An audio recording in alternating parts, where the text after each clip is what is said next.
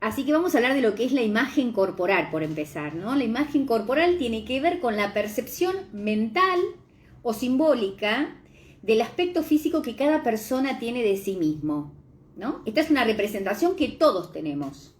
Esto se va desarrollando desde que uno nace y va interactuando con el resto a través, está conformado por sentimientos, por pensamientos, por expresiones, por el interactuar con el otro, y desde ese lugar se va conformando la autoestima y la imagen corporal que cada uno tiene de sí mismo, que puede ser tanto negativa como positiva.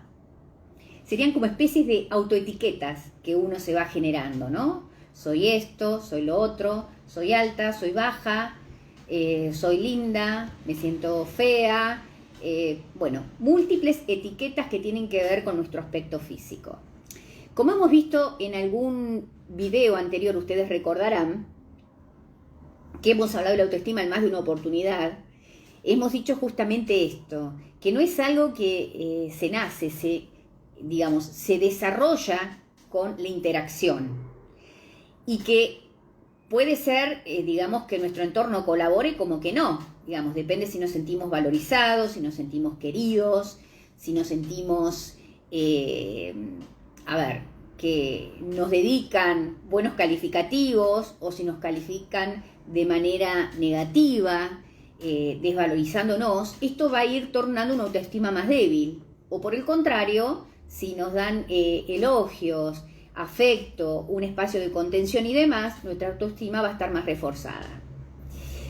Este es el aspecto que vamos a abordar hoy, para después podernos la semana próxima abordar lo que tiene que ver con la parte de la autoestima, pero más relacionada al tema del cual va a hablar Silvana.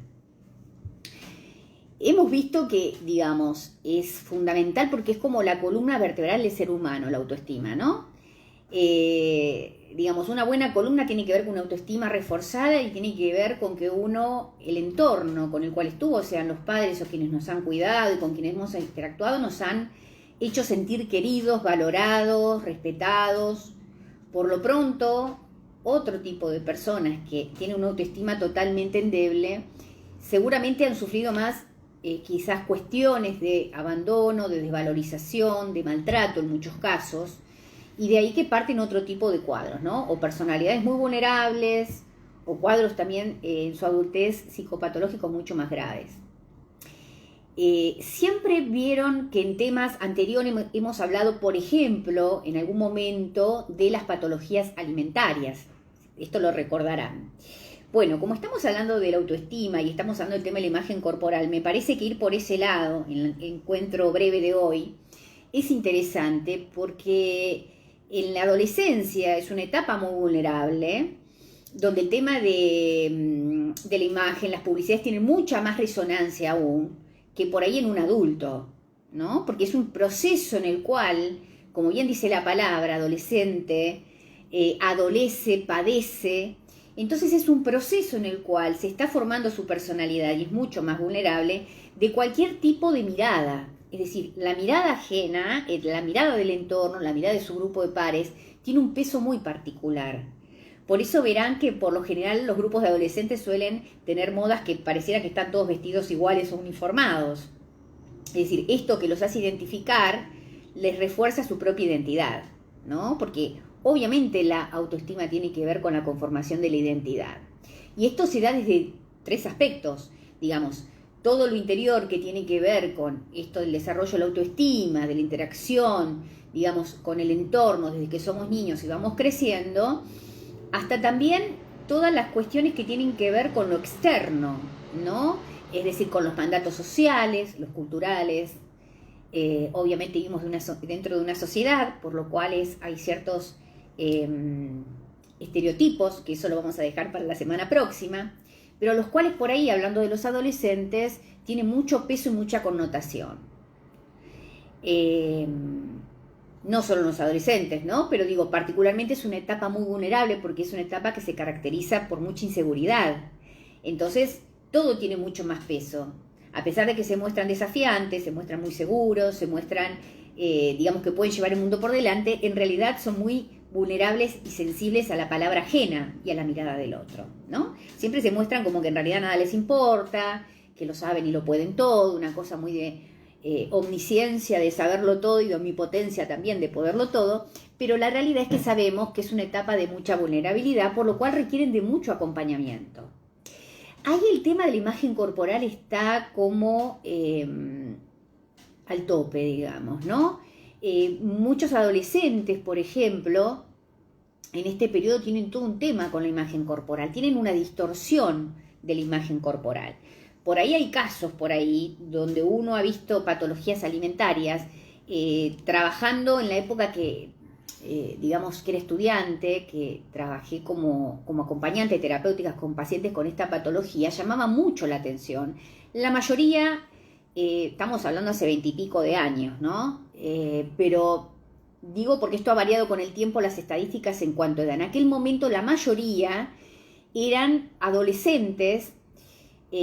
Hoy por hoy hay púberes, o sea, cada vez más jóvenes. Ya en los últimos años empezaron a aparecer. De hecho, mi primer paciente, una de mis primeras pacientes, tenía 10 años, que era algo atípico para la época, porque por lo general eran, digamos, de 14 en adelante, hasta, bueno, una adolescencia tardía que podía ser los 20 y largos.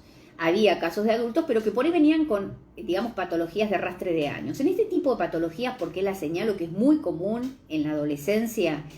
Porque esto del cuerpo y de la imagen está muy presente y es lo que refuerza o no la propia seguridad. Por ejemplo, había adolescentes que se veían extremadamente gordas o gordos. Lo que pasa es que el porcentaje era de 10 mujeres, 1 o 2 varones. La mayoría, digamos, en general es población femenina. Esto de la imagen corporal aparecía claramente distorsionada. Es decir, uno los veía que estaban por debajo del peso, extremadamente delgados, en algún caso piel y hueso, y sin embargo se veían que estaban gordos. Bueno, esto tiene que ver con la distorsión, ¿no? Bueno, en este caso porque es una patología. Pero por eso digo que la incidencia en esta edad es mucho más fuerte que en otro de la mirada ajena y del entorno, ¿no? Todo esto obviamente colabora, la mirada, en el tipo de personalidad que esté desarrollando. Si por ahí es un adolescente que de alguna manera tiene una personalidad un poco más consistente o ha tenido por ahí una infancia un poco más contenida y demás, esto juega un papel relativamente más, menos dañino, digamos, ¿no? La mirada del otro, menos incidencia. Va a tener porque es adolescente y es común, pero por ahí no va a generar, no va a desencadenar en una patología, ¿no? Todos los adolescentes tienen, en este caso, digamos, este tipo de patología. Y la menciono porque es característica de esta edad y tiene que ver con la imagen corporal. Esa es la particularidad. Por otro lado, vieron que de alguna manera todo incide de alguna forma, es un conjunto de factores que tienen que ver en influir en el desarrollo de la imagen corporal que cada uno tiene. Es obviamente subjetivo y tiene que ver con la historia personal de cada una. Por ahí 2 hermanos criados en la misma casa tienen una distinta autoestima, una distinta percepción de su imagen corporal. Por ahí hasta podría decir puede ser gemelos y uno tiene una imagen corporal negativa y otro tiene una imagen corporal positiva, es decir, una imagen favorable de sí mismo y el otro no. Es decir, esto es totalmente individual. Y acá dice Norma algo que es interesante, que tiene que ver con que hay una presión muy fuerte con los estereotipos establecidos. El adolescente vulnerable trata de cumplir con esa presión. Ahí vamos. Por eso me pareció interesante en este mini vivo hablar de la autoestima y lo que tiene que ver con la imagen corporal asociada a esta problemática. Porque la presión social siempre está, los mandatos, la publicidad, los mensajes, en toda cultura y en todo lugar, nada más que son diferentes y varían de acuerdo a la cultura. Por eso lo que para acá es un estereotipo válido no lo es para otro lugar. Y en este punto, acá en lo que dice Norma, es lo que sucede con los adolescentes, que se suelen aferrar a ciertos estereotipos. Se supone que a medida que uno va creciendo y evolucionando, se va como desprendiendo, despojando y va como reforzando su identidad, ¿no? Y ya ahí hay una cuestión más personal, digamos, en las elecciones que hace. Ya no se lleva tanto por lo que el entorno, bueno, esperable, ¿no? Por lo que el entorno espera, sino por lo que uno elige. Esta cuestión de la autoestima, que no recuerdo el título, pero bueno, ya hemos hablado en alguna oportunidad, yo siempre digo, como dije en un inicio, que es la columna vertebral, porque a partir de ahí nos permite establecer vínculos con ciertas características. Es decir, si yo tengo una autoestima baja, es posible que las elecciones que haga, tanto de amistades, de trabajo y demás, sean proclives a que sean relaciones por ahí nocivas, tóxicas, donde yo no me pueda resguardar, no me pueda cuidar, y donde, estamos hablando de rasgos generales, pero donde hay una autoestima fuerte, posiblemente yo pueda ver de cuidarme mejor, de elegir mis relaciones sociales, sean de pareja, sean de trabajo. Y digo esto porque a veces también hay vínculos muy tóxicos en los trabajos, por ejemplo, donde hay mucho maltrato y donde uno también habilita esto, ¿no? Como puede ser en una pareja también o en un vínculo de amistad. Entonces, fíjense cómo el tema de, digamos, cómo podrían pensar, la autoestima, la imagen corporal, una cosa tiene que ver con la percepción de la figura, de cómo uno se ve, de cómo se representa simbólicamente o mentalmente y cómo se ve al espejo, y pareciera que la autoestima es algo distante, y sin embargo está todo relacionado, todo conforma la identidad. Es decir, en el crecimiento y en el desarrollo humano, desde niños, esto se va desarrollando con el tiempo y va atravesando distintas etapas. Es decir, que hay una confluencia que tiene que ver con la autoestima, que tiene que ver con el desarrollo del amor propio, donde incide lo externo, y obviamente dentro de lo externo están los mandatos sociales, los mandatos familiares, los culturales, característicos, como dije, de cada lugar. En este punto me parece también importante tener en cuenta que muchas veces la gente subestima el tema de la imagen. Ya no hablemos de imagen corporal, que tiene que ver con una percepción de uno mismo, con la imagen en general. Y este tema me parece dejarlo en el tapete, porque de este tema quiero que particularmente era la idea, iba a hablar el próximo viernes Silvana, que tiene que ver con esto de que muchas veces la imagen personal o la imagen exterior, podríamos pensar, la imagen estética, muchas veces pareciera que es algo banal o frívolo, ¿no? Bueno, me parece que está bueno este tema, lo vamos a tocar, porque era la intención poder desmistificar un poco esto, ¿no? Porque depende por qué lado venga, puede o no ser frívolo.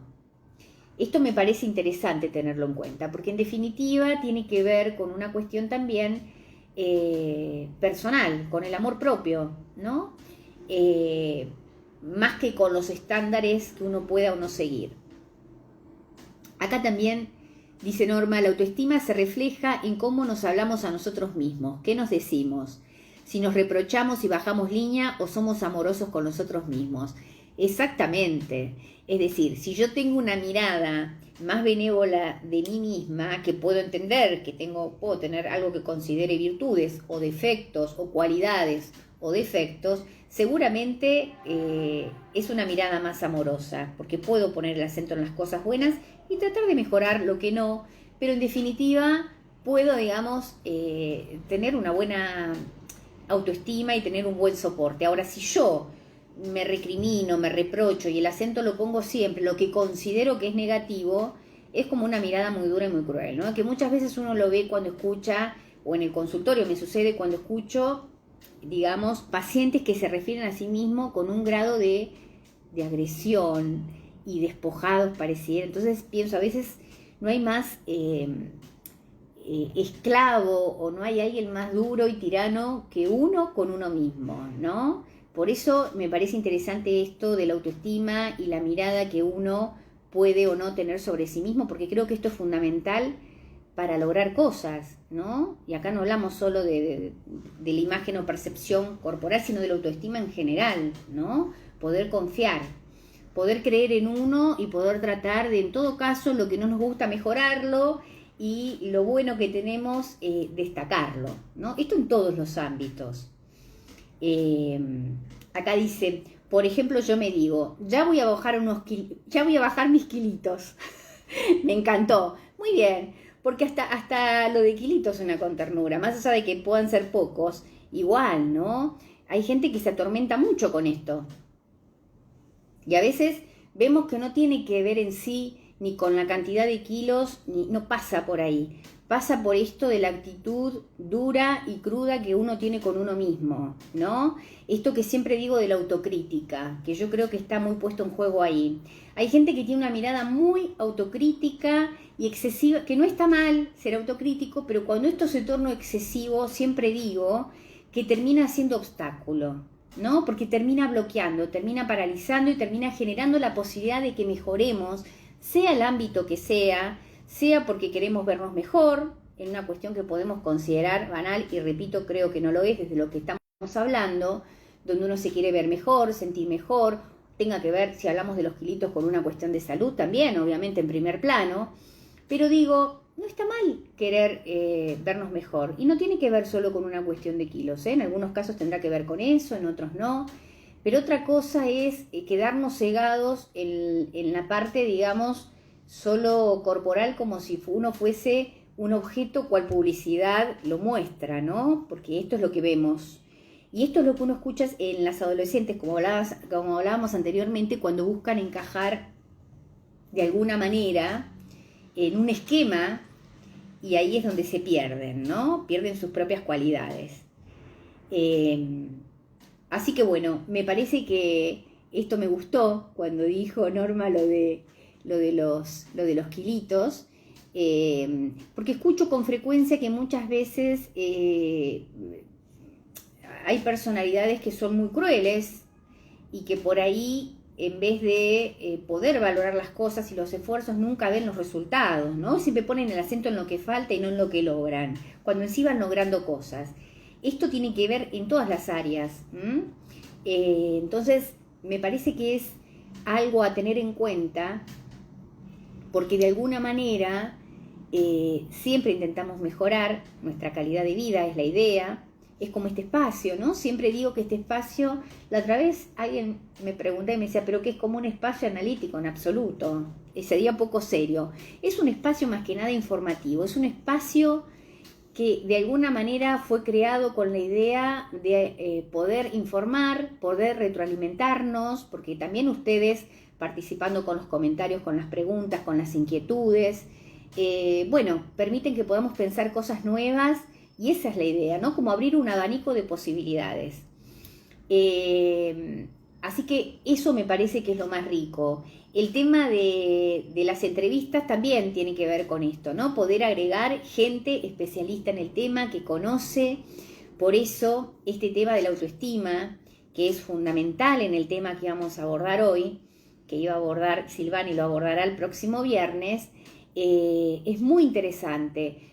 Recurran también, en lo posible, para completar la entrevista que viene, el video que hemos hecho en un pasado, que hablamos también de la autoestima, porque ahí pudimos ahondar más en el tema, y es muy rico el tema como para llegar con más elementos. Pero bueno, la idea de este espacio, como digo, es informativo. Digo esto para no confundir, ¿no? Porque si no pensaríamos que a partir de lo que se habla acá, uno podría estar haciendo, como dijimos la otra vez, autodiagnósticos o algo por el estilo, y no es la idea.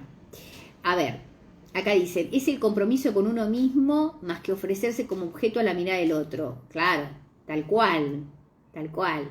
Es comprometerse con uno mismo. Muy bien, esta frase me gusta, ¿no? Más que ofrecerse como mirada del otro y buscar la aprobación en el afuera. Que esto sí lo podríamos entender, entre comillas, en la adolescencia, porque es propio de la edad, ¿no? Que por eso esto de que se etiquetan y que parecieran, como decíamos, que están siempre uniformados. Pero bueno, lo podemos pensar en los adolescentes. Esto no implica que no haya adultos que también tienen un grado, no son adolescentes, son adultos, pero que por ahí tienen un grado de inseguridad y también se manejan en algunas cuestiones adolescentes. Pero bueno, estas son cuestiones individuales que, bueno, que habría que ver. Todos los casos, siempre digo, son diferentes y cada uno con su subjetividad trata en la medida de lo posible es la idea, ¿no? De poder mejorar desde sí mismo, no a partir de un otro, ¿no? Porque lo que puede funcionar en otro puede no funcionar en mí. Entonces siempre digo que esto es un trabajo personal.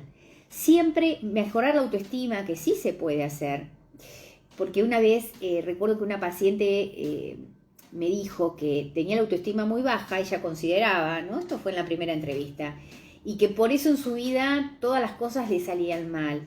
Bueno, digamos, esta mirada esta automirada de ella tan empobrecida, en realidad era como ella se veía reflejada, ¿no? Pero era en todos los aspectos, era una imagen corporal, era su autoestima baja, pero bueno, lo que pudimos ver, digamos, a lo largo del tratamiento, que ella lo pudo experimentar, es que en realidad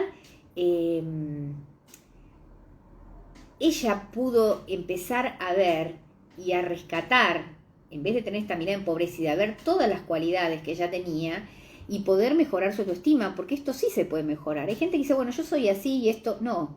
Todos podemos, en la medida que queremos, mejorar. No podemos tener la garantía de a dónde llegar, pero sí podemos intentar y podemos hacer cosas. Cada uno tendrá que hacer un trabajo personal. Por eso digo que esto de la autoestima no es copiar cosas ajenas que le resultan al otro para no. Uno podrá ver, podrá mirar en el otro, puede decir, uy, qué bueno, esto le funciona, pero tendrá que hacer un trabajo personal. Nadie está exento de esto para poder mejorar, porque si no sería muy fácil. Sería como comprar un libro de autoayuda que a todos les funcionaría de la misma manera y estaría todo resuelto. No, esto es un trabajo individual, donde uno se tiene que informar, donde uno tiene que hacer muchas veces un trabajo interno. No es solo, a ver, yo no estoy descalificando los libros, porque obviamente también son informativos y pueden ayudar. Lo que digo que cuando uno quiere hacer cambios profundos, muchas veces necesita recurrir a espacios terapéuticos donde entender por qué motivo muchas veces uno se autosabotea, muchas veces uno se daña, muchas veces uno, digamos, retroalimenta a menos su autoestima en vez de tratar de mejorarla. Pero claro que se puede mejorar, porque hay como un mito, una idea de que la autoestima es como una etiqueta que cada uno tiene y que así queda, ¿no? Como si fuera el grupo sanguíneo, como si fuera inmodificable. No, siempre podemos tratar de mejorar en la medida que nos comprometamos con lo que nos pasa y que nos comprometamos con lo que nos molesta o con lo que queremos mejorar. Porque siempre podemos mejorar.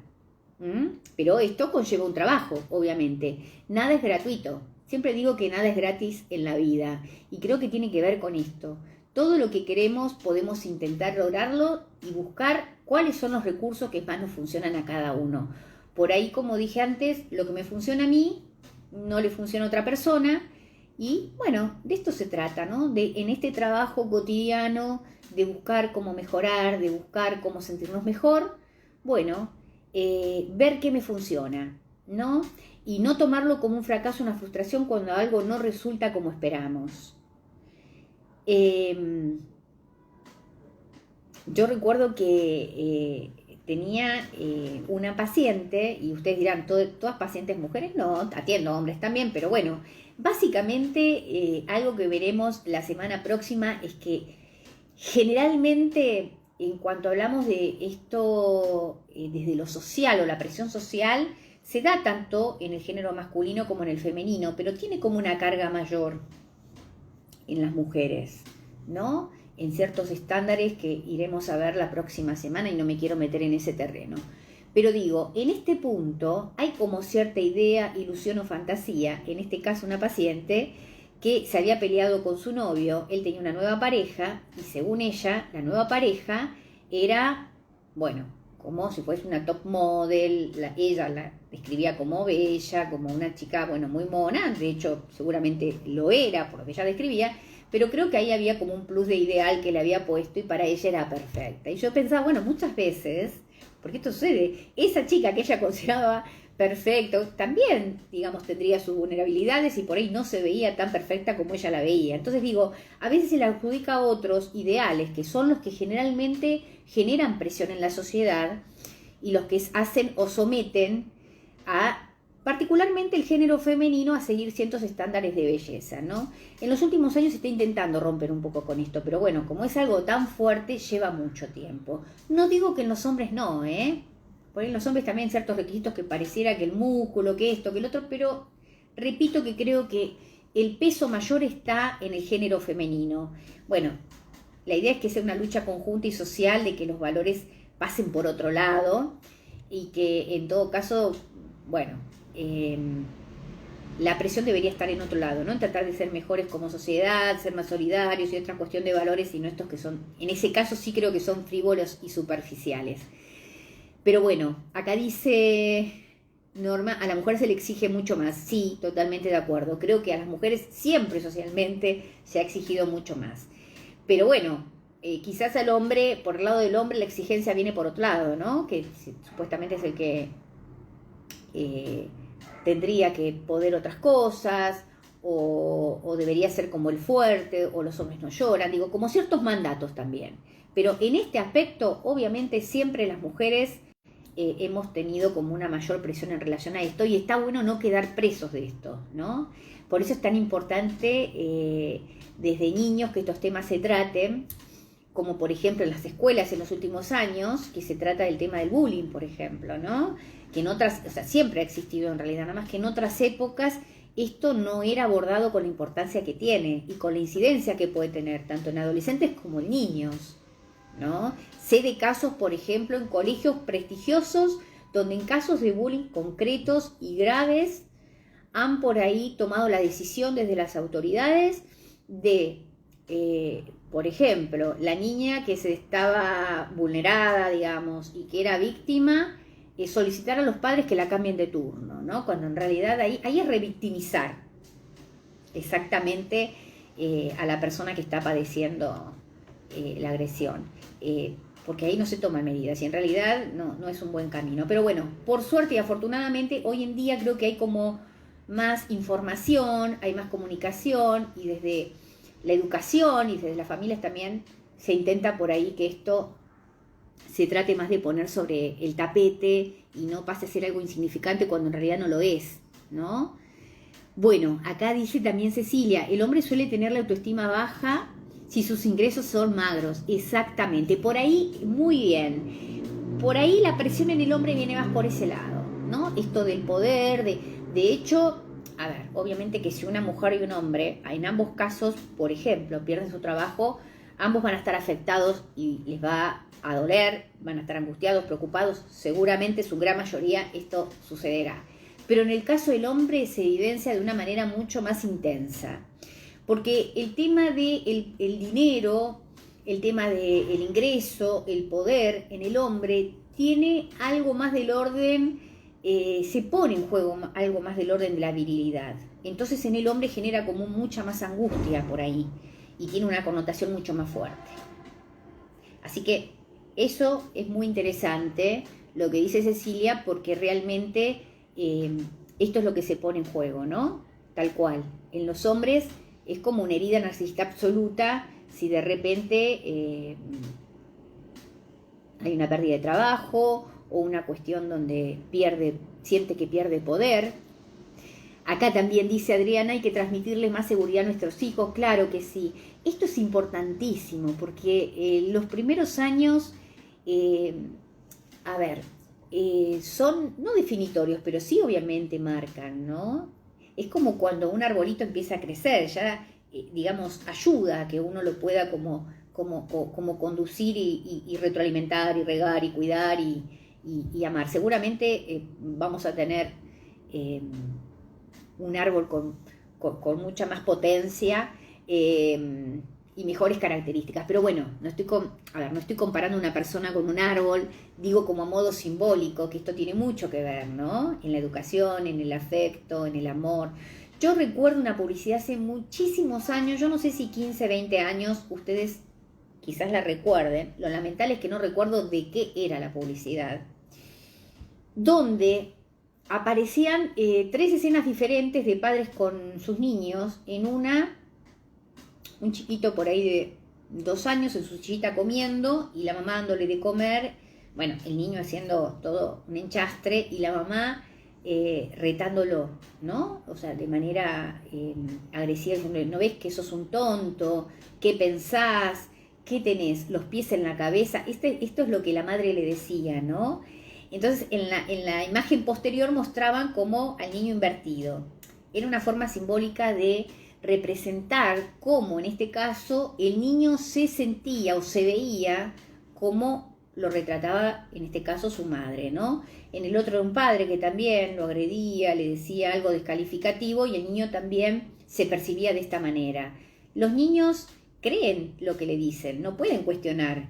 Si a un niño le dicen que es tonto, termina creyendo que es tonto. Si a un niño le dicen que es valioso y se lo hacen sentir con los actos, también esto lo van a sentir. Entonces, digo, es fundamental esto, porque la seguridad se va transmitiendo con el amor y a través de los actos, no solo de las palabras. En la vida siempre digo que hay dos cosas que tienen que ir de la mano, que tienen que ver con el discurso y con los hechos. Si yo digo algo, pero lo que hago es lo opuesto, y en este caso hablando, por ejemplo, en relación a los hijos o a los niños, o como docente, trabajando con niños, o en cualquier ámbito, o en un trabajo, si yo estoy a cargo de un personal, y digo y hago otra cosa, esto no va a funcionar.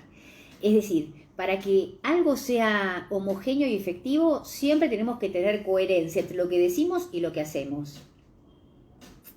Entonces ahí vamos a encontrar como un punto de coherencia y un punto de lógica y de, bueno, de buena conexión con el entorno y en primer lugar con nosotros mismos, ¿no? De coherencia con nosotros mismos. Bueno, a ver, quiero agradecerles a todos los que están del otro lado. En realidad este vivo no era lo que resultó, como se habrán dado cuenta, los que están desde un inicio ya lo saben. Hubo problemas con el tema del audio, comento para la gente que llegó después, por lo cual Silvana Larroque tendrá la entrevista con nosotros el próximo viernes. Una vez que sepa cuál es el problema por el cual hacía eco mi voz, era imposible sostener la entrevista, así que me parecía poco serio para ustedes y para ella, porque realmente no iba a salir bien. Así que por eso recurrí, digamos, a poder hablar estos minutos de parte de lo que tiene que ver con la entrevista, que tocaremos otros temas, pero que tiene que ver con la autoestima, que es de lo que hablamos hoy, y con lo que tiene que ver de la imagen corporal. Los espero el próximo viernes a las 20 horas. Prometo resolver este problema, me comprometo, no sé cuál es, pero bueno, lo voy a resolver para poder tener la entrevista que tanto había esperado. Agradecida a Silvana por ser tan amorosa y tan comprensiva. Y bueno, y realmente es muy linda la entrevista, así que les propongo que estén acá el viernes próximo a las 8, que la vamos a poder disfrutar todos y van a poder aportar y nos va a ayudar a todos a tener nuevas cosas para pensar. Bueno, les mando un beso gigante, gracias por estar del otro lado. Si no estuvieran ahí, yo no estaría acá. Y creo que viene bien para esta parte de la entrevista. Creo que viene bien una frase de la tan reconocida Mirta Legrand. ¿Te ven como te ven como te tratan? ¿Y si te ven mal, te maltratan? Vamos por ahí. Me parece que es esa la frase. ¿La dije bien? Bueno, yo estoy totalmente de acuerdo. Así que bueno, los espero el próximo viernes. Les mando un beso gigante. Y bueno, ya vamos a ir mejorando de a poquito el tema de la autoestima. Esa es la parte de mi columna vertebral que tengo que mejorar. La tecnología con la cual estoy vinculada hace un tiempo y la verdad, del todo no me llevo bien. Pero bueno, vamos mejorando. Besos a todos y que tengan una hermosa semana.